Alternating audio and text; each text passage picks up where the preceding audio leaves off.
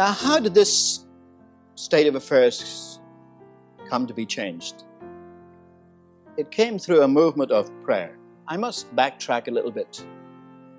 A group of Scottish ministers published a plea for prayer for revival.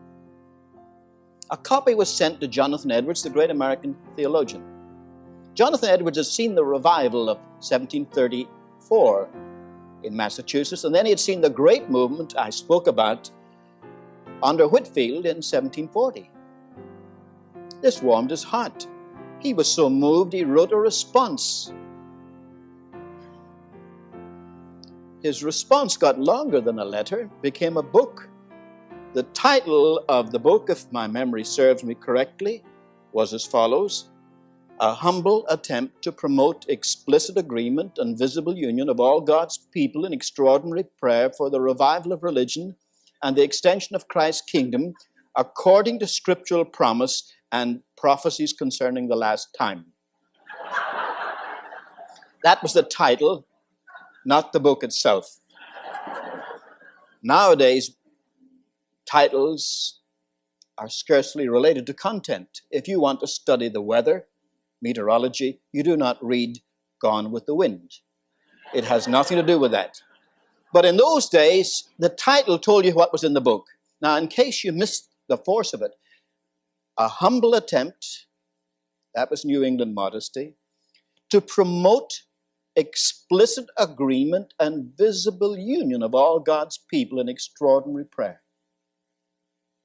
That's what's so often missing from our ventures. Some of you may remember Key 73, when they had a great evangelistic drive all over the United States. But they took the attitude, you Southern Baptists don't need to work with the Missouri Lutherans. Do your own thing, but do it at the same time. You Pentecostals and you Presbyterians don't work together. Just do your own thing, and perhaps we shall secure a great awakening. There wasn't an explicit agreement and visible union in extraordinary prayer. You may say, well, what do you mean by extraordinary prayer? Well, what is ordinary prayer? Do you pray before you eat? That's ordinary prayer. Do you pray in church? That's ordinary prayer. But when people pray all night, or get up at 6 in the morning to pray, or give up their lunchtime to pray, that is extraordinary prayer. And that's what Jonathan Edwards pleaded for. After he died, a Scottish minister called John Erskine published the two books, the Scottish one and the American one together.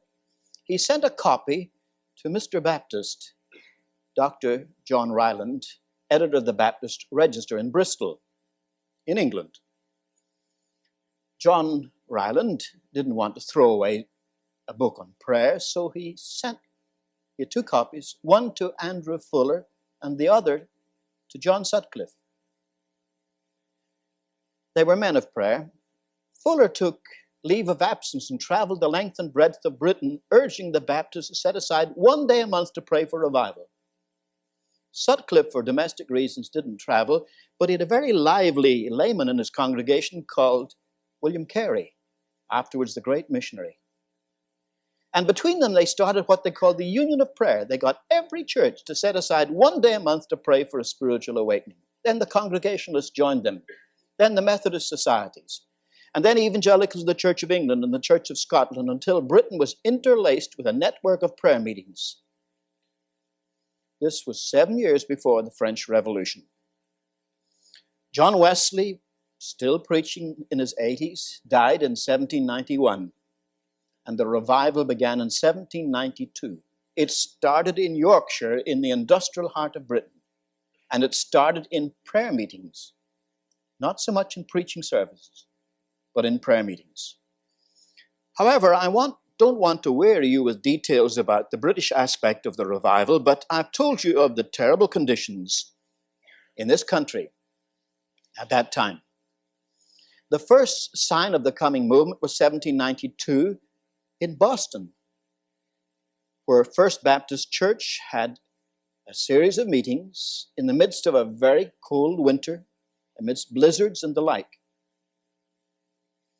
So many converts were added to First and Second Baptist churches. Now, you know, of course, Boston at that time was a congregational city. But the Congregationalists had been turning to Unitarianism. In fact, only one Congregational church in the whole of Boston remained untouched, and that was the Old South Church.